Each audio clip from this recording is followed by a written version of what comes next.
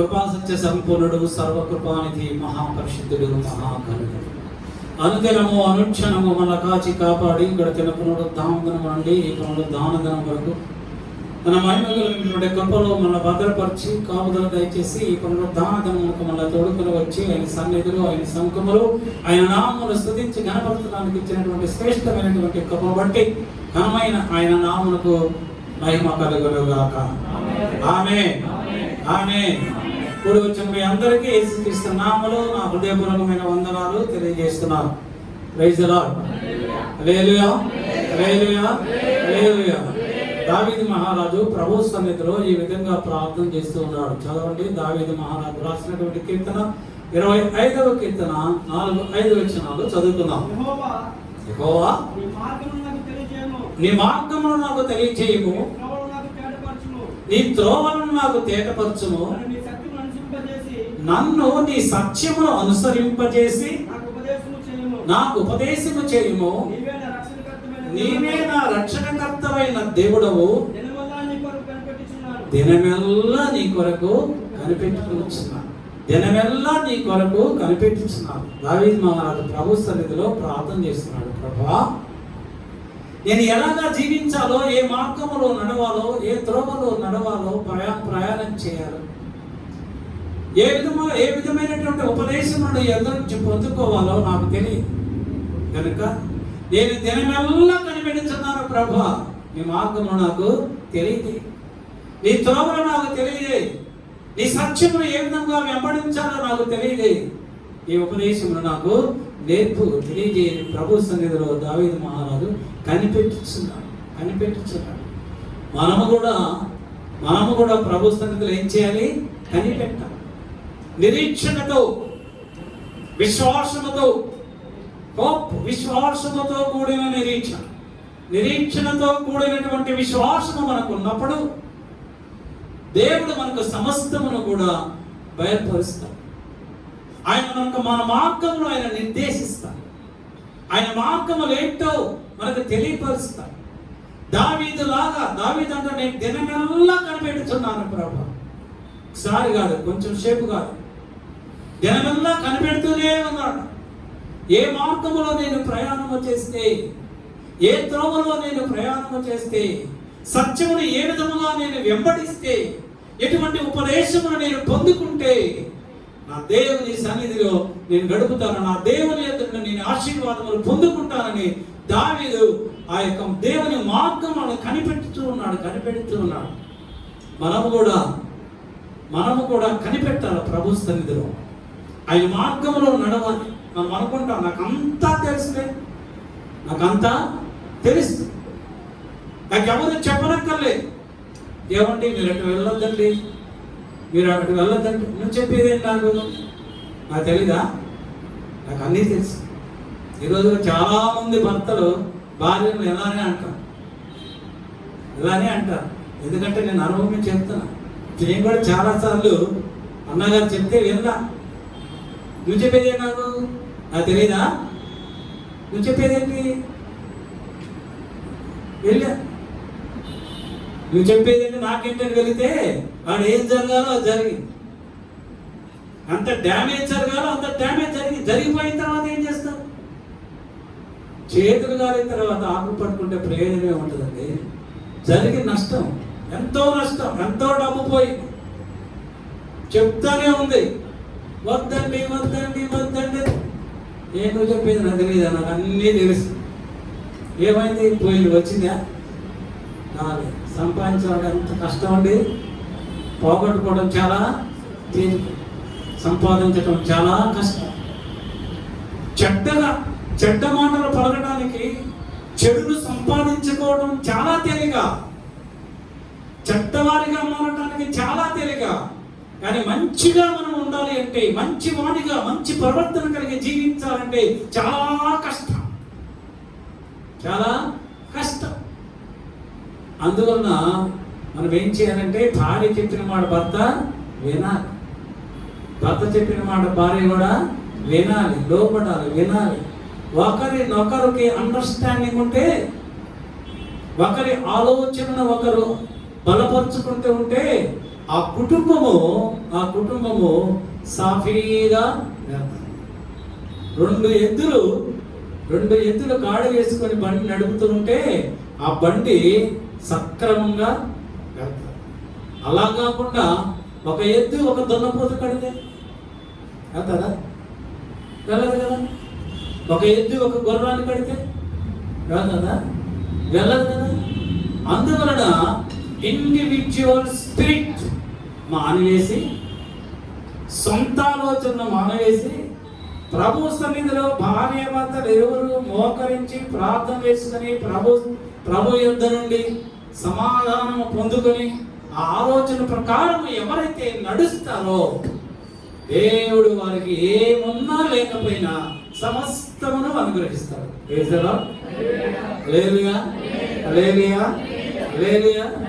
దావీదు ప్రార్థన చేస్తున్నాడు, ప్రభువా నేనే మార్గంలో ప్రయాణం చేయాలి, నీ మార్గంలో ప్రయాణం చేయాలనుకుంటున్నాను. దేవా యెహోవా నీ మార్గాన్ని నాకు తెలియపరచు. నువ్వు నీ మార్గం ఏంటో నాకు తెలియపరిస్తే నేను ఈ మార్గంలో నడుస్తాను. నువ్వు నాకు తెలియపరచకపోతే నేను ఎలాగా? దావీదు ప్రార్థన చేస్తున్నాడు. మోషేకి తన మార్గమును నువ్వు తెలియపరిచావు. దావీదు మహారాజు రాసినటువంటి కీర్తన 103 కీర్తనలో దావీదు అంటున్నాడు, దేవా యెహోవా మోషేకి తన మార్గమును తెలియపరిచావు. ఈ ప్రజలైనటువంటి ఇశ్రాయేలీయులకు నువ్వు చేసినటువంటి క్రియలన్నింటినీ కూడా నువ్వు తెలియపరిచావు, బయలుపరిచావు. కనుక నాకు కూడా నీ మార్గాన్ని నువ్వు తెలియపరచు. యోబు భక్తుడు అంటున్నాడు 38వ అధ్యాయం 19వ వచనంలో, వెలుగు నివసించు చోటునకు పోవు మార్గము ఏది? యోబు అంటున్నాడు, వెలుగు నివసించు చోటుకు పోవు మార్గము ఏది? వెలుగు దగ్గరికి నేను వెళ్ళాలనుకుంటున్నాను, ఎలాగా? ప్రభు దగ్గరికి నేను వెళ్ళాలనుకుంటున్నాను, ఎలాగా? ఎవరైనా నాకు త్రోవ చూపనీడలా నేను అక్కడికి ఎలాగా వెళ్ళగలను? ఎవరో ఒకరు త్రోవ చూపితే కదా. ప్రభువా వెలుగు దగ్గరికి నేను వెళ్ళాలనుకుంటున్నాను, అక్కడ నివసించాలనుకుంటున్నాను, ఎలాగా వెళ్ళాలి? యోబు ప్రార్థన చేస్తూ ఉన్నాడు. ఆ వెలుగే మన ప్రభు అయినటువంటి యేసుక్రీస్తు. ఆ వెలుగు దగ్గరికి వెళ్ళి నివసించాలి అని అంటున్నాడు యోబు. మనకైతే ఆ వెలుగు మనతోటే, ఆ వెలుగును మనం కలిగి ఉన్నాం ఇప్పుడు, కానీ ఆ దినాలలో లేదు. ఇప్పుడైతే యేసు ప్రభు మన కొరకు ఆ తండ్రి మహిమగల సింహాసనమును విడిచిపెట్టి ఆ వెలుగును మన మీద ప్రకాశించడానికి ఆయనే లోకములకు వెలుగై ఈ లోకములోనికి వచ్చి తన వారందరినీ కూడా ఆయన వెలిగించాడు. మనందరినీ వెలిగించాడు ప్రభు, మనందరినీ వెలిగించాడు. ఆయన వెలుగు మనకి ఇచ్చాడు. ఆయన వెలుగు మనలో వెలుగుచూ ఉన్నది. ఆయన ఆత్మ మన హృదయంలో వెలుగుచూ ఉన్నది. కనుక మనం క్షేమకరంగా, సంతోషముగా, ఆనందముగా ఉన్నాం. ఆ వెలుగే మనలో లేకపోతే, యేసు ప్రభువే మనలో లేకపోతే మనం ఎక్కడ ఉంటాం? చీకటిలో ఉంటాం. ఆ చీకటిలో ఏముంటుంది? అక్కడ సైతాను ఉంటాడు, అక్కడ దుష్టుడు ఉంటాడు, అక్కడ అపవాది ఉంటాడు, అక్కడ రోగాలు ఉంటాయి, వ్యాధులు ఉంటాయి, బాధలు ఉంటాయి, అసమాధానం ఉంటుంది. అక్కడ ఏవైతే దేవుని బిడ్డలకు ఉంటాయో అవేవి అక్కడ ఉండకూడనివన్నీ ఉంటాయి. కనుక చీకటి దగ్గరకు మనము వెళ్ళకూడదు.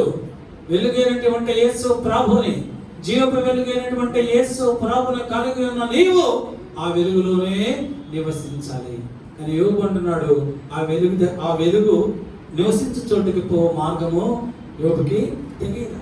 అయితే దేవుడు అయినటువంటి యెహోవా యోబుతో మాట్లాడాడు. యోబు అంటున్నాడు 23వ అధ్యాయం 10వ వచనంలో, నేను నడుచు మార్గం ఆ ప్రభువునికి తెలుసు. నేను ఏ విధంగా నడుస్తున్నాను, ఏ మార్గంలో నడుస్తున్నాను, నేను నీతిగా యథార్థంగా నా దేవుని యందు భయభక్తులు కలిగి నడుస్తున్నానో లేదు నా ప్రభువుకి తెలుసు. మన యథార్థత మన ప్రభువుకి తెలుసు, మన పరిశుద్ధత మన ప్రభువుకి తెలుసు. మనం ఏ మార్గంలో నడుస్తున్నామో ప్రభువుకి తెలుసు. ఆయనకి తెలియనిది ఈ లోకంలో ఏది కూడా లేదు. యోహాను సువార్త 14వ అధ్యాయం 6వ వచనంలో ప్రభు అంటున్నాడు, నేనే మార్గమును, నేనే సత్యమును, నేనే జీవమునై నేనే మార్గమును, నేనే సత్యమును, నేనే జీవమునై ఉన్నాను. ఎవరైతే యేసు ప్రభుని వెంబడిస్తారో ఆయనే మార్గమై ఉన్నాడు. కనుక మనం వెంబడింపవలసినది మన ప్రభు అయినటువంటి యేసు క్రీస్తుని. ప్రభు ఎవరికి ఆయన మార్గాన్ని బయలుపరుస్తాడు? మార్గమై ఉన్న ప్రభు ఎవరికి ఆయన మార్గాన్ని బయలుపరుస్తాడు? ఎవరిని ఆయన మార్గములో నడిపిస్తాడు? దావీదు మహారాజు రాసినటువంటి కీర్తన 25:9 దావీదు అంటున్నాడు, తన మార్గమును దీనులకు నేర్పును. ఏమన్నాడు? తన మార్గమును దీనులకు నేర్పు.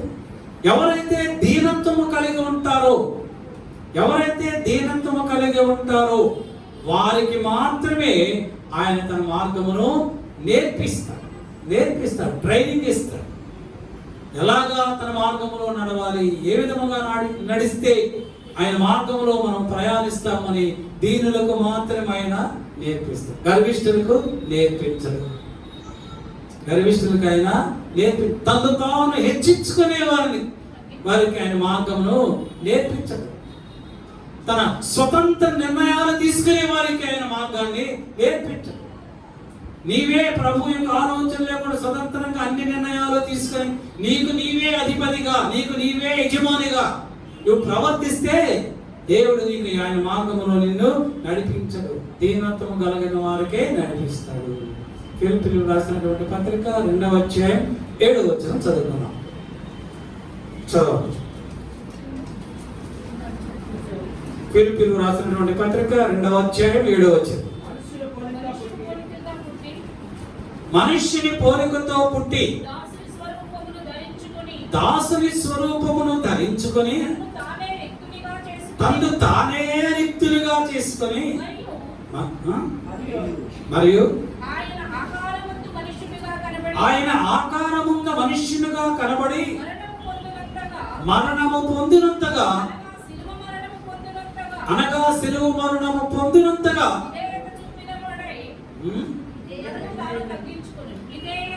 విధేయత చూపిన వాడై తను తాను తగ్గించుకున్నాడు.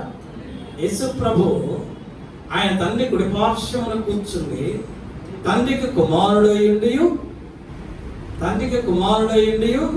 దాసుని స్వరూపమును ధరించుకొని ఒక మనుష్యునిగా, ఒక దాసునిగా దాసుని స్వరూపమును ధరించుకొని ఆయన ఈ లోకంలోనికి వచ్చాడు.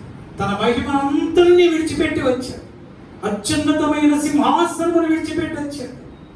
ఆ సింహాసనం మీద కూర్చున్నప్పుడు కెరూబు శరూబులు పరిశుద్ధుడు పరిశుద్ధుడు పరిశుద్ధుడు మహాపరిశుద్ధుడు నిత్యము స్తుతింపబడుచున్న ఆ గొప్ప మహోన్నతమైనటువంటి మహిమను విడిచిపెట్టి దాసుని స్వరూపమును ధరించుకొని ఈ లోకంలోనికి వచ్చాడు.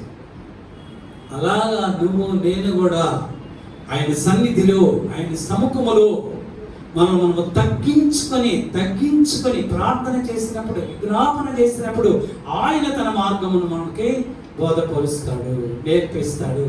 తగ్గించుకోవటం. దాసుని స్వరూపం అంటే చినిగిపోయిన బట్టలు వేసుకొని జుట్టు పెంచేసి వికారంగా తయారై రావడం అది కాదు ప్రభు కోరుకునేది.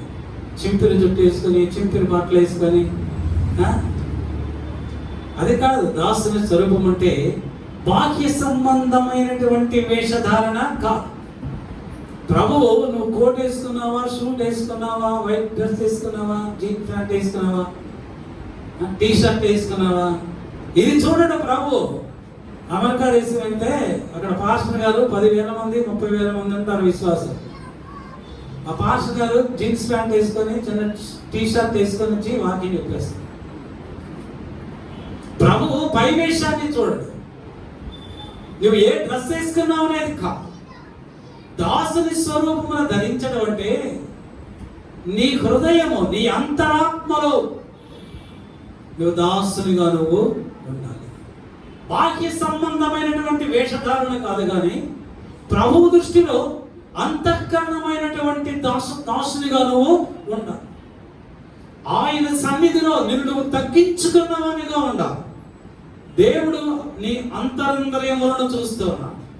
నీ అంతరంగములో ఉన్న మనస్సును చూస్తాడు. నీ మనస్సు దీనత్వము కలిగి ఉన్నదా, లేక గర్వముతో కూడి ఉన్నదా? దీనత్వముతో కూడి ఉన్నట్లయితే దీనులకు ఆయన తన మార్గమును నేర్పిస్తాడు. Praise the lord. హల్లెలూయా. అలాగా దేవుడు చూపించినటువంటి మార్గములో నువ్వు నడవకుండా, దేవుడు చూపించినటువంటి మార్గములో నీవు నడవకుండా వక్ర మార్గములో నీవు నడిచినట్లయితే, మార్గాలు ఉన్నాయి బైబిల్లో, వక్ర మార్గాలు ఉన్నాయి, పాపుల మార్గం ఉన్నది, భక్తిహీనుల మార్గం ఉన్నది, రకరకాల మార్గాలు ఉన్నాయి. ఒకవేళ నీవు పాపుల మార్గములో నీవు నడిచినట్లయితే, దావీదు మహారాజు రాసిన కీర్తన 1వ కీర్తన 1-2 వచనాలు ఏమి రాయబడింది? దుష్టుల ఆలోచన చొప్పున నడవక, పాపుల మార్గమున నిలువక, అపహాసకులు కూర్చున్న చోట కూర్చుండగా. చాలు. పాపుల మార్గములో నువ్వు నడిచినంత కాలము కూడా దేవుని మార్గంలో నువ్వు నడవలేవు. నువ్వు నడిస్తే దేవుని మార్గంలో నడు, లేదా పాపుల మార్గంలో అపవాదితో నువ్వు నడు. ఒకవైపు విగ్రహారాధన చేస్తూ, ఒకవైపు యజ్ఞయాగాదులు చేస్తూ, ఒకవైపు విగ్రహారాధన చేస్తూ, అన్యులతో సహవాసం చేస్తూ, ఒక పక్కన మళ్ళా దేవుడు కావాలి, ప్రభు కావాలి, నేను ప్రభు బిడనంటే దేవుడు చేయడు, దేవుడు అంగీకరించడు. నీకు అది కావాలి, ఇది కావాలని తెలుసుకో. మనుష్యనే యోధరాజు కథను అన్నాడు. హిజ్కియా కొడుకు. హిజ్కియాలాగా యథార్థంగా ప్రవర్తించరా, దేవునికి వ్యతిరేకంగా విగ్రహారాధన చేశాడు, తన పిల్లలని నిప్పుల మీద నడిపించాడు, యెహోవా మందిరములలో బయలేక బలిపీఠములను కట్టాడు. అయితే ఇవన్నీ దేవుడు చూసి బాధపడి ఆ మనిషిని బబులోను రాజుకు అప్పచెప్పాడు. బబులోను రాజు వచ్చాడు, యుద్ధం చేశాడు, మనిషిని బంధించాడు, గొలుసులతో బంధించి ముక్కుకు కళ్ళ వేసి ముక్కుకేసాడట. ముక్కుకి గుర్రాలకు దేనికి వేస్తారు కళ్ళం,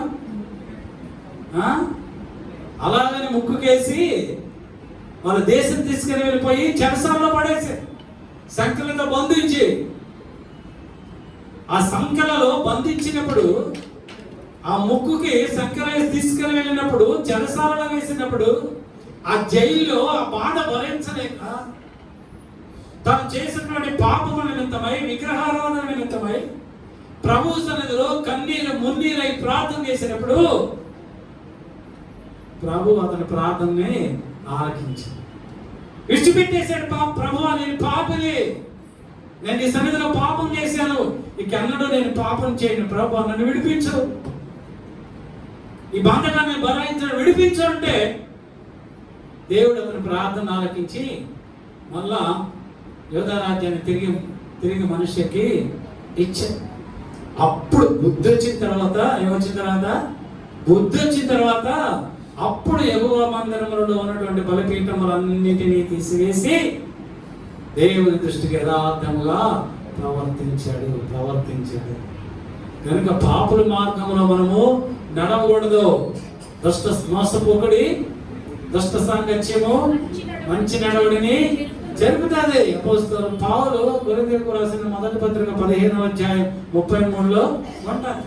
మోసపోవద్దు, దుష్ట సాంగత్యం మంచి చెడవడిని నడుస్తారు. ఒకసారి ఒక రైతట పొలంలో, ఆ రైతు యొక్క పొలంలో పంట విస్తారంగా పండింది. విస్తారంగా పంట పండితే చాలా పక్షులు గుంపులుగా వచ్చి ఆ పంట అంతా తినేసి వెళ్ళిపోతున్నాయి. అతనికి ఎంతో నష్టం కలుగుతుంది. అప్పుడు ఆ రైతు ఆలోచించి ఒక పెద్ద వల తీసుకొచ్చి ఆ పంట మీద వల వేసారు. ఎందుకు? పక్షులు వచ్చినప్పుడు అందులో ఇరికిపోతాయి, వలలో చిక్కుంటాయి కదా. ఎప్పుడైతే వల వేసాడో ఆ పంట తినడానికి వచ్చినటువంటి పక్షులన్నీ కూడా అందులో చిక్కుపోయినాయి. ఆ పక్షులతో పాటు ఒక కొంగ కూడా అందులో చిక్కిపోయాయి. వల్ల చిక్కిపోయింది. అప్పుడు ఆ కొంగ ఆ రైతుతో అంటదంట, యజమానుడా, వీళ్ళు నా స్నేహితులు మాత్రమే, వీళ్ళైతే నీ పంట తినేస్తారు, నేను తినలేను, నేను ధాన్యాన్ని నా ముక్కుతో నేను తినలేను, నేను ఆ పక్కన చెరువులో ఉన్నటువంటి చేపలు మాత్రమే పట్టుకొని తింటా, నేను నీ పంటని ఏ హాని కలుగు చేయలేదు, నేను ఏమీ తినలేదు, నేను ఒక్కదాన్ని విడిచిపెట్టే, నన్ను ఒక్కదాన్ని విడిచిపెట్టు అన్నదట గొంగ. అప్పుడు రైతు అన్నాడట, కుదరదమ్మా, కుదరదు, వాడితే వాడు నువ్వు కూడా ఉండాల్సిందే. ఎందుకుండాలా? దుష్ట సాంగత్యము మంచి నడవడిని చెరుపుతారు. దుష్టులతో నువ్వు కూడా కలిసి ఉన్నావు కదా, కనుక నీకు కూడా ఆ శిక్ష పడవలసినదే అన్నాడు. దుష్ట సాంగత్యము మంచి నడవడిని చెరుపుతాడు. నేను ఏ పాపమో చేయలేదు, నేను ఏ మందు తాగలేదు, వాళ్ళు తాగుతుంటే నేను కూర్చున్నా, చూస్తున్నానంటే కుదరదు. వారిలో నువ్వు కూడా మరి పాపములో పాలు పొందుకున్న వాడవే ప్రభు దృష్టిలో. మనుషులు మెచ్చుకోవచ్చు, కానీ దేవుని దగ్గర రాజీ ఉండదు. పర్వాలేదులే అనే మాట దేవుని దగ్గర ఉండదు. ఎస్ ఆర్ నో, ఉంటే ప్రభులో ఉండు, పోతే లోకంలోకి వెళ్ళిపో. అటు ఇటుగా ఉంటే దేవుడు మా భూమి వేస్తాడు. హల్లెలూయా, హల్లెలూయా. తర్వాత దావీదు దేవుని ప్రార్థన చేశాడు, నీ త్రోవలను నాకు తేటపరచు. మొదటిది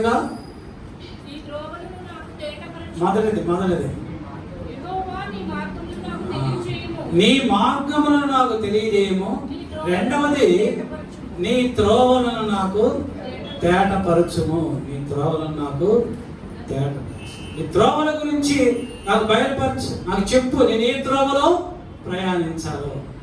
ప్రభువు చెప్పినటువంటి త్రోవలో నువ్వు ప్రయాణిస్తే నువ్వు గమ్యానికి చేరతావు. ఎందుకని? ప్రభు బయలుపరిచినటువంటి త్రోవలో ఏ ముళ్ళ కంపులుండో, ఏ గచ్చపొదలుండో, ఏ రాళ్ళు రప్పలుండో, ఏ పాములుండో, ఏ మండగబ్బలుండో, ఏ హాని ఉండదు. నువ్వు ప్రయాణం చేస్తూ ఉన్నప్పుడు దేవుడు పగలు ఏ ఎండ నీకు తగలకుండా మేఘస్తంభాన్ని పంపిస్తాడు, రాత్రి వేళ నీకు వెలుగు ఇవ్వటానికి ఆయన అగ్ని స్తంభాన్ని పంపిస్తాడు. అగ్ని స్తంభపు వెలుగులో నువ్వు రాత్రి ప్రయాణం చేస్తున్నప్పుడు నీకు ఏ హాని కూడా సంభవించదు. హల్లెలూయా. బైబిల్లో యేసు ప్రభు ఒక ఉపమానాన్ని చెప్పాడు. ఏంటంటే మత్తయి సువార్త 13వ అధ్యాయం, మత్తయి సువార్త 13వ అధ్యాయము 3-4 వచనాలు చదవండి. మా అందరికి తెలిసిందే.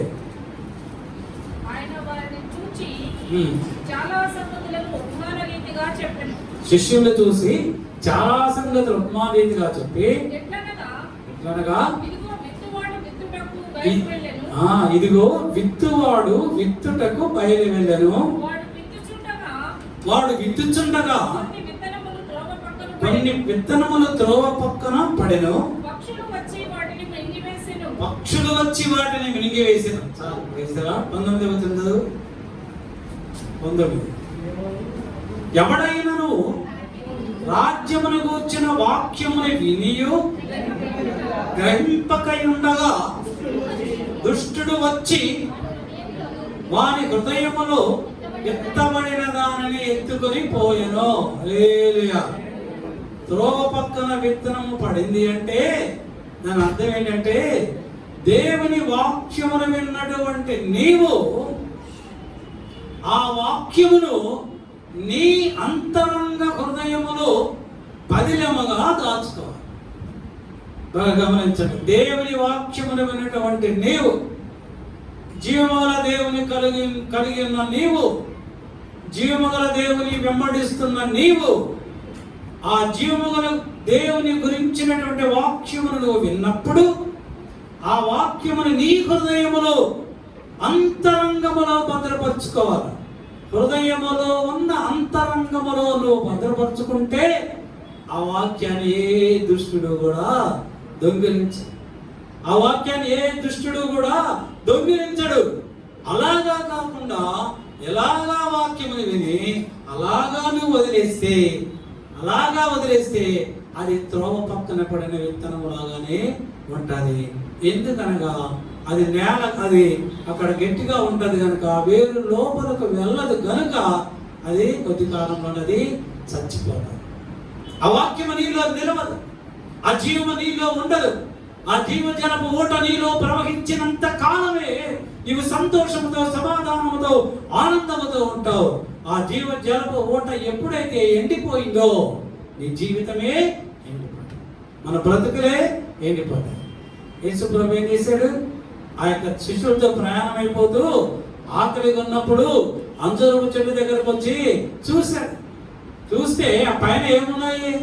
ఆకులు మాత్రమే ఉన్నాయి, పండ్లు లేవు. అప్పుడు ప్రభు ఏమన్నాడు? నేను ఆకలిగా నీ దగ్గరకు వస్తే నీ దగ్గర పండ్లే లేవు, నీ జీవిత కాలంలో ఎప్పుడు నువ్వు నీకు ఎలానే కాపు లేకుండా ఉండు అన్నాడు. శపించాడు. ఆ తర్వాత కొద్దిసేపటికి ఆ చెట్టు ఎండిపోయాను. ప్రభు లేని జీవితం ఎండిపోయిన జీవితం వంటిదే. ఆయన వాక్యము లేని జీవితం ఎండిపోయిన జీవితం వంటిదే. జీవము గల వాక్యమును ఎవరైతే వారి హృదయములో దుష్టుడు దొంగలించకుండా దాచుకుంటారో, భద్రపరుచుకుంటారో వారు మాత్రమే ఆశీర్వదింపబడతారు. ఆ వాక్యమును ఎప్పుడైతే విడిచిపెట్టేసావో మన జీవితాలు ఎండిపోతాయి. అవిక చిగురించవు. నువ్వెంత ప్రయత్నించినా మన జీవితాలు చిగురించవు. ఎందుకంటే మన కష్టాజితాన్ని ఆశీర్వదించవలసిన వాడు దేవుడే. నేనేదో కష్టపడ్డాను, రాత్రి మగల్లో నేను సంపాదించుకుంటున్నాను, నా సంపాదన, నా ఆస్తి, నా సంపాదన అంటే దేవుడు అంటున్నాడు అది నీ సంపాదన కాదురా. నీ సంపాదన అయితే రెక్కలు వచ్చినటువంటి పక్షులాగా అది ఎగిరిపోతే ఎక్కడికో. నేనిచ్చిన ఆస్తి అయితే, నేనిచ్చిన సంపద అయితే, నేనిచ్చిన ఆశీర్వాదం అయితే నిత్యము, కలకాలము, శాశ్వత కాలము నీతోనూ, నీ బిడ్డలతోనూ, వారి బిడ్డలతోనూ కూడా ఉంటుంది. కనుక ప్రభు వాక్యాన్ని ఎవరు తీసుకొని పోకుండా, వాక్యముని దుష్టుడు తీసుకొని పోకుండా మన హృదయంలోనే భద్రపరచుకోవాలి. కొన్నిసార్లు ఆ వాక్యాన్ని కొంతమంది బలవంతము చేత వాక్యాన్ని విడిచిపెడతాం. కొంతమంది మనం బలవంతం చేస్తాం. ఎవరు? మన బంధువులు, మన స్నేహితులు బలవంతం చేస్తారు మనల్ని. ఎందుకు? నువ్వు వెళ్ళొద్దు, నువ్వు దేవుని మందిరానికి నువ్వు వెళ్ళొద్దు. దావీదు మహారాజు ఏమన్నాడు? 122వ వచనంలో 122:1 యెహోవా మందిరమునకు వెళ్ళుదమని జనులు నాతో అనినప్పుడు నేను సంతోషించితిని. చాలు. యెహోవా మందిరానికి తన ప్రజలు వెళ్ళుచున్నారని తెలిసినప్పుడు నేను ఎంతో సంతోషించానని దావీదు అంటున్నాడు. నువ్వు దేవుని మందిరమునకు వెళదామని నువ్వు బయలుదేరావు ఇంటి దగ్గర. దేవుని మందిరమునకు వెళదామని నువ్వు బయలుదేరావు ఇంటి దగ్గర. అప్పుడే చుట్టాలు వచ్చాయి, అప్పుడే బంధువులు వచ్చారు. మరి మందిరానికి వస్తావా? బంధువులు రిసీవ్ చేసుకొని వాళ్ళకి కావాల్సిన టీలు, టిఫిన్లు, భోజనాలు, చికెన్లు, మటన్లు. ఏమంటే మీరు కూడా వెళ్ళొద్దు, మీరు కూడా వెళ్తారేమో, వెళ్ళొద్దు.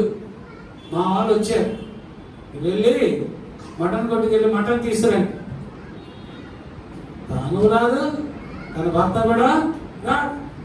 వచ్చిన బంధువులతోనే సరిపోతుంది. అంటే బలవంతముగా ప్రభు సన్నిధికి రాకుండా పరిస్థితులు అలాగే అపవాది క్రియేట్ చేస్తాయి. నువ్వు బయలుదేరావు, బండికి బయలుదేరి ఎంతసేపు కిక్ కొట్టేసుకోవడం స్టార్ట్ అవ్వదు, ఎంతసేపు ఆన్ చేసిన బటన్ స్టార్ట్ అవ్వదు, ఎన్నిసార్లు ఆన్ చేసిన స్టార్ట్ అవ్వదు. స్కూటర్ స్టార్ట్ అవ్వట్లేదు, కార్ కూడా స్టార్ట్ అవ్వట్లేదు. ఇప్పుడే డీజిల్ అయిపోయింది, ఇప్పుడే రిపేర్ వచ్చింది దీనికి, ఈ రోజు ఆదివారం మన మందిరానికి వెళ్ళనక్కర్లేదు. హ్యాపీకి ప్రభు చిత్తం అండి. ప్రభు చిత్తం. అందుకే ఆగిపోయింది కాదు, అందుకే ఆగిపోతుంది. స్కోటలో ఏదో జరుగుతుంది, మనం ఎంత బలవంత నాటలు వెళ్ళాం అనుకో, మరి ఏమైనా జరిగితే ఈ ప్రభు చిత్తం వెళ్ళకుండా ఉండటం అని ఇంటి దగ్గరే ఆగిపోతుంది. అలా ఆగిపోయే స్కోటర్లనే రిపేర్ చేయించుకోండి. రిపేర్ చేసినా రిపేర్ అవ్వకపోతే దాన్ని తీసుకెళ్ళి స్క్రాప్ కొట్లో పడేయండి. స్క్రాప్ కొట్లో పడేస్తే ప్రభు మీకు మంచి కారు ఇస్తాడు, మంచి స్కోటర్ ఇస్తాడు. అప్పుడు ఏ ఆటంకం ఉండదు, తిన్నగా దేవుని మందిరానికి మీరు రావచ్చు. బలవంతముగా మన బలవంత పెడతారు. ఆ సమయంలో చుట్టాలు వచ్చినా, బంధువులు వచ్చినా, స్నేహితులు వచ్చినా, ఎవరు వచ్చినా, మన పైన ఆఫీసర్ ఫోన్ చేసినా, కలెక్టర్ ఫోన్ చేసినా, ఎస్పీ ఫోన్ చేసినా, ఈ రోజు మాకు అవ్వదు సార్, ఈ రోజు మేము దేవుని మందిరానికి వెళ్ళాలి, అక్కడికి వెళ్ళి ప్రజెంట్ చేయించుకొని ప్రభు సన్నిధిలో వాక్యం విని అప్పుడు వస్తాం. ఆ మాట మీకు చెప్పగలిగినటువంటి ధైర్యాన్ని ప్రభు మీకు ఎప్పుడు ఇస్తాడంటే, చెప్పాలనేటువంటి ఆసక్తి నీకు ఉన్నప్పుడు, చెప్పాలనేటువంటి ఆసక్తి నీకు ఉన్నప్పుడు ధైర్యాన్ని దేవుడు నీకు ఇస్తాడు. ఎప్పుడైతే ఆసక్తి నీకు ఉన్నదో దేవుడు ఆఫీసర్తో మాట్లాడతాడు. ఆఫీసర్ సరే మీరు దేవుని మందిరానికి వెళ్తారా, మీరు ప్రభు నమ్ముకున్నారా, 5 మందిరానికి అయిపోయిన తర్వాత మీరు రండి అంటాడు. మీరు ముందుగానే భయపడిపోయి, కంగారు పడిపోయి, కలవరపడిపోయి, ఆయన అదేదో చేస్తాడు ఇదేదో చేస్తాడని మందిరాన్ని ఇంకోటి వెళ్ళిపోతే చివరికి ఏం జరగకూడదు, అదే జరుగుతుంది. ఆ తర్వాత మనం ఎంత బాధపడినా, ఎంత కన్నీరు కార్చిన ప్రయోజనము ఉండదు. అదే త్రోవ పక్కన పడిన విత్తనము అంటే దేవుని వాక్యమును విని విని దానిని విడిచిపెట్టినప్పుడు, విడిచిపెట్టడం, దాచుకుంటే అది ఫలిస్తాడు. 30 60 100 ఫలిస్తాడు. దాచుకోకుండా విడిచిపెడితే ఎండిపోయిన జీవితం లాగా మన జీవితం కూడా ఉంటుంది.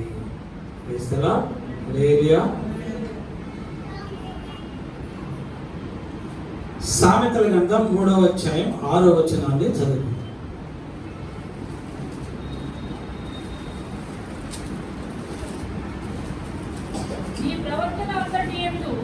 నీ ప్రవర్తన అంతటి యందు ఆయన అధికారములకు ఒప్పుకొనుము, అప్పుడు ఆయన నీ త్రోవలను సరళము చేయి. ఎప్పుడు త్రోవలను సరళం చేస్తాడు?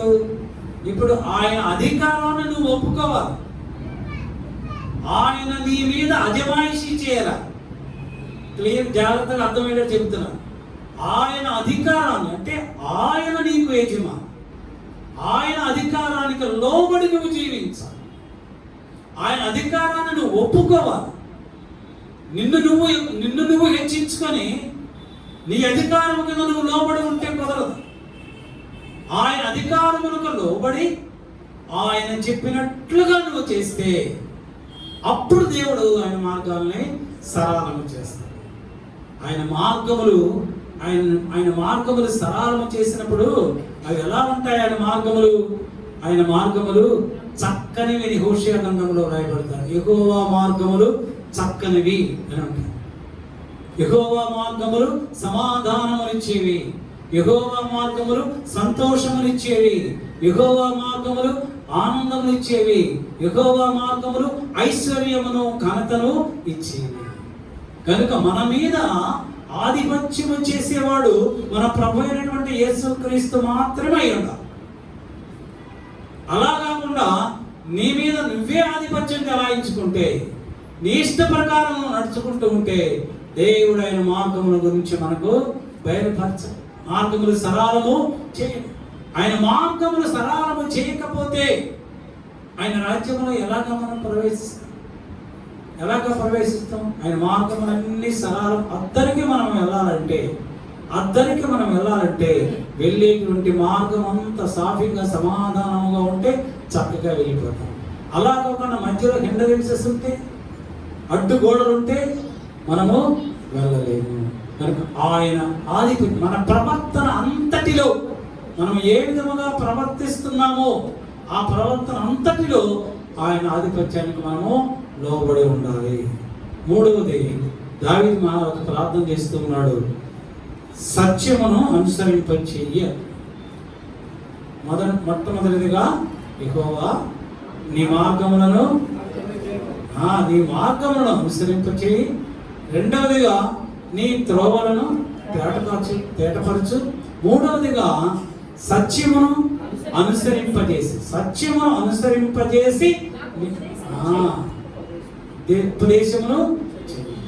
ఉపదేశము ప్రభు మనకు చేయాలంటే ముందుగా ఆయన సత్యమును అనుసరింప చేయాలి. ఆయన సత్యాన్ని మనం అనుసరించాలి. సత్యం అంటే ఎవరు? మన ప్రభు అయినటువంటి యేసుక్రీస్తు. పిలాతు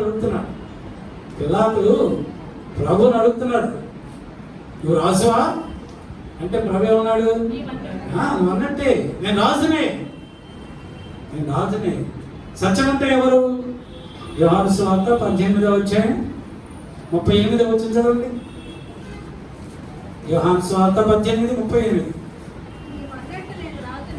నీవన్నట్టు నేను రాజునే. సత్యమును గూర్చి సాక్ష్యమిచ్చుటకు నేను పుట్టితిని, ఇందు నిమిత్తమే ఈ లోకానికి వచ్చా. ఏమన్నాడు ప్రభు పిల్లలతో? ఏమన్నాడు? సత్యమును గురించి సాక్ష్యం ఇవ్వడానికి నేను పుట్టాను. ఎందుకు వచ్చాడు యేసు ప్రభు ఈ లోకంలోనికి? సత్యమును గురించి సాక్ష్యం ఇవ్వడానికి ఈ లోకంలోనికి వచ్చాడు. మళ్ళీ అంటున్నాడు, ఇందు నిమిత్తమే ఈ లోకంలోనికి వచ్చాను. నేను ఇందుకే పుట్టాను, ఇందుకే నేను ఈ లోకంలోనికి వచ్చాను. నేనే సత్యమై ఉన్నాను, సత్యమును నేను విడిచిపెట్టాను. అందుకే అపోస్తలుడైన యోహాను పత్రిక 2వ యోహాను పత్రికలో యేసు ప్రభు తల్లి అయినటువంటి మరియతో యోహాను అంటున్నాడు. 4వ వచనం చదవండి. తండ్రి వలన మనము ఆజ్ఞ పొందిన వారము, నీ పిల్లలలో కొందరు సత్యమును అనుసరించి నడుచుచుండట కనుగొని బహుగా సంతోషించుచున్నాను. మరియతో అపోస్తలుడైన యోహాను అంటున్నాడు. ఏమన్నాడు? నీ పిల్లలలో కొంతమంది ప్రభుని సత్యమును అనుసరించి నడుచుచుండట కనుగొని బహుగా సంతోషించుతున్నాను. యేసు ప్రభు యొక్క బ్రదర్స్ అందరూ కూడా, మరి సంతానం అందరూ కూడా ప్రభుని వెంబడించలేదు. ప్రభుని ప్రభువుగా వారు అంగీకరించలేదు. కొంతమంది మాత్రమే అంగీకరించారని అపోస్తలుడైన యోహాను మనతో మాట్లాడుతున్నాడు. యేసు ప్రభుకి సహోదరులు కానీ సహోదరులు ఎవరు ప్రభుని అంగీకరించలేదు దేవునిగా. అయితే ఆయన చనిపోయి పునరుద్ధానుడైన తరువాత కొంతమంది ఆయనను వెంబడించారు, సత్యాన్ని అనుసరించి నడుచుకొనుచున్నారని నేను సంతోషించుచున్నాను. మరి మన సాక్ష్యం ఎలాగా ఉంది? మన పిల్లలందరూ, మన కుటుంబంలో ఉన్న వారందరూ ప్రభుని వెంబడిస్తున్నారా? ఇంకా ఎవరైనా ప్రభుని వెంబడించకుండా ఉంటే మనం ఏం చేయాలంటే ప్రభు సన్నిధిలో ప్రార్థన చేస్తే ఆయన చిత్తమైతే వారిని రక్షణలోనికి నడిపిస్తాడు. ఆయన చిత్తములో వారు లేకపోతే వారిని లోకానికి అప్పచెప్తారు. మనకైతే ఏ బాధ్యత లేదు. ఏ బాధ్యత ఎందుకనగా మనం ప్రతిరోజు ప్రార్థన చేస్తున్నాం కదా ప్రభు సన్నిధిలో. ప్రభు నీ చిత్తమైతే నా భర్తను మార్చు, ప్రభు నీ చిత్తమైతే మా పిల్లలను మార్చు. ప్రార్థన చేస్తే మనం యథార్థంగానే ప్రార్థన చేస్తాం కనుక మనకు ఏమాత్రము మనం ఉత్తరవాదులము కాము.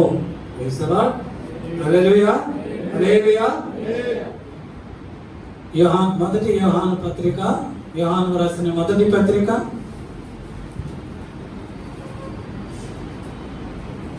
1వ అధ్యాయం 6వ వచనం చదువుకుందాం.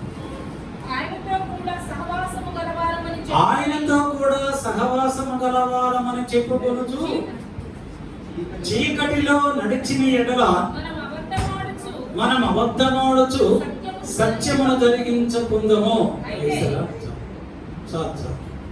ఆయనతో సహవాసము గలవారు అని చెప్పు అంటే ప్రభువును నమ్ముకున్నామని చెప్పుకోవచ్చు, ప్రభు మందిరానికి వెళ్తున్నామని చెప్పుకుంటూ, ప్రభు వాక్యములు వింటున్నామని చెప్పుకుంటూ, ప్రభు మార్గములు నడుస్తున్నామని చెప్పుకొనుచు చీకటిలో నడిచిన ఎడలా, ఇందాక చెప్పాను కదా, విగ్రహారాధనతో నడిచిన ఎడలా, అపవిత్రమైనటువంటి ప్రవర్తన కలిగి నడిచిన ఎడలా, మన ప్రవర్తన ఎలాగా ఉండాలా? సత్యముతో కూడినటువంటి ప్రవర్తన కలిగి ఉండాలి.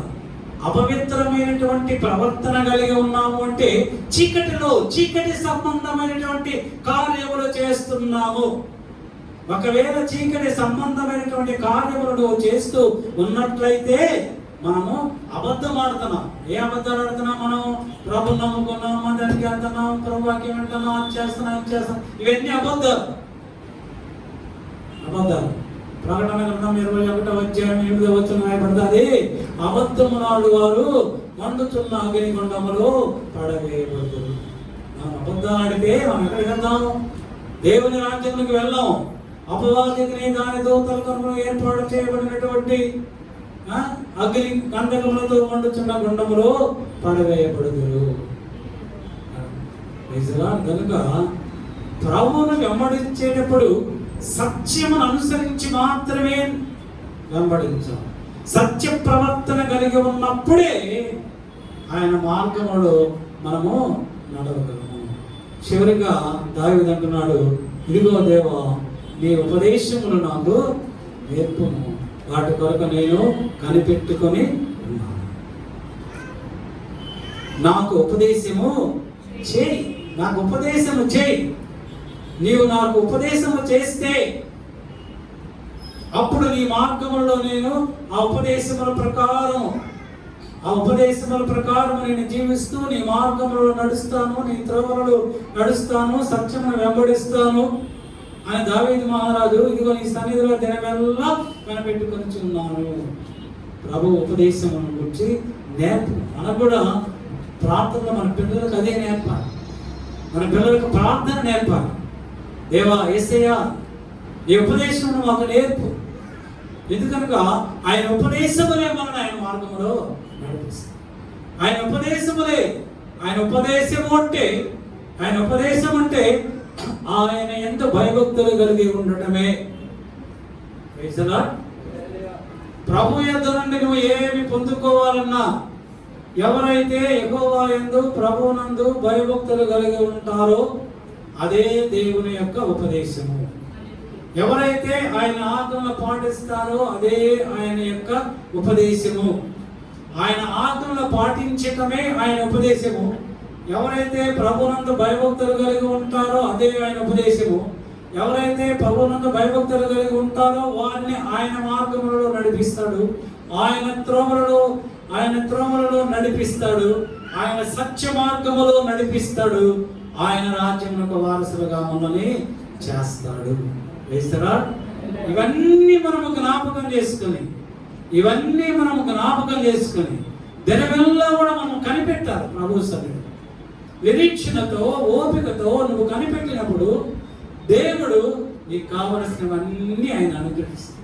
నీ కుటుంబానికి ఏం కావాలో, నీకేం కావాలో నీకంటే కూడా ఆయనకు బాగా తెలుసు. నువ్వు అనుకున్న దానికంటే శ్రేష్టమైనవి ప్రవహిస్తాడు. నువ్వు అనుకుంటావు ఈ పూటకి ఇక్కడ గడిచిపోతే చాలే, ఈ రోజుకి ఇలా గడిచిపోతే చాలే అని నువ్వు అనుకుంటావు. కానీ దేవుడు అలా అనుకోవటం లేదు. ఈ సకల సృష్టిని సృష్టించిన వాడు, ఈ లోకములో ఉన్నదంతా ఆయనదే. ఆయనకు అసాధ్యమైనది ఏమీ లేదు. ఆయన బిడ్డలమైనటువంటి మనకు ఆయన సమస్తమును సమృద్ధిగా అనుగ్రహిస్తాడు. ఎప్పుడంటే ఆయన మార్గములలో నువ్వు నడిచినప్పుడు, ఆయన త్రోవలలో నువ్వు నడిచినప్పుడు, సత్య ప్రవర్తన కలిగినప్పుడు, ఆయన ఉపదేశముల ప్రకారము జీవించినప్పుడు సమస్తమును ఆయన మనకు అనుగ్రహిస్తాడు. అటువంటి అనుభవం ప్రభు మీ అందరికీ అనుగ్రహించునుగాక. ఈ వాక్యం ద్వారా ప్రభు మనల్ని ఆశీర్వదించునుగాక. ఆమేన్, ఆమేన్. తల వంచండి, ప్రార్థన చేస్తాం. మహాపరిశుద్ధుడు, మహాఖండోగ మా ప్రభుగా మా యేసయ్య, అల్పలం అయోగ్యమైనటువంటి మమ్మల్ని ప్రేమించి నిదాసన ముఖాంతరం నుండి మీరు మాట్లాడినటువంటి శ్రేష్టమైన లేఖనములను బట్టి మీకు స్తోత్రాలు దేవా. మా పితరుడైనటువంటి దావీదుని ప్రభా ఈ పునరుద్ధానమందు ప్రభా మా ముందు పెట్టి ఉన్నావు తండ్రి. అయ్యా మా పితరుడైనటువంటి దావీదు దేవా యెహోవా నీ మార్గములను అనుసరింపజేసి నీ త్రోవలలో మమ్మల్ని నడుచుటకు కృప దయచేసి నీ సత్య మార్గములో సత్యమైనటువంటి ప్రవర్తన అనుగ్రహింపచేసి నీ ఉపదేశములు మాకు తెలియచేయమని దావీదు ప్రార్థన చేసినటువంటి ప్రార్థనను మేము కూడా చేసి దావీదు పొందుకున్నటువంటి దీవెనలు ఆశీర్వాదములు మేము పొందుకోమని మీరు మాతో మాట్లాడిన లేఖనములను బట్టి మీకు స్తోత్రాలు. విన్న వాక్యమును ప్రభ మా హృదయములో భద్రపరుచుకొని ఆ వాక్యమును మా హృదయములో తీసివేయకుండా ఏ దుష్టుడు ఆ వాక్యమును ఎత్తుకొని పోకుండా మా అంతరంగములో మా హృదయములో మనస్సులో ఆ వాక్యమును భద్రపరుచుకొని వాక్య ప్రకారం జీవించేటువంటి శ్రేష్టమైనటువంటి కృప మాకు అనుగ్రహించి మీరే సకల ఘనత మహిమ ప్రభావములు పొందుకోమని యేసు క్రీస్తు అతి శ్రేష్టమైనటువంటి నామమును బట్టి అడుగుతూ వేడుకలతో పొందుకొని ఉన్నాము మా పరమ తండ్రి. ఆమేన్ ఆమేన్. మన పరమ తండ్రి దేవుని ప్రేమయు మన ప్రభువు రక్షకుడైన యేసుక్రీస్తు వారి యొక్క కృపా రక్షణ పరిశుద్ధాత్మ దేవుని కన్యోన్య సహవాసం వస్తున్నది. కూడి వచ్చినటువంటి సంఘ బిడ్డలందరికీ ఇంకనూ రాలేకపోయినటువంటి సంఘ బిడ్డలందరికీ వాక్యమును ప్రకటించిన దైవజనుల వారి కుటుంబాలకు యూట్యూబ్ ద్వారా వాక్యమును ఉంచున్న వారందరికీ లోకములో పరిశుద్ధులను ఇప్పుడును ప్రభు రాకడ పర్యంతము సదాకాలము తోడైండుగాక. Amen amen. Hallelujah hallelujah hallelujah. Praise the lord praise the lord.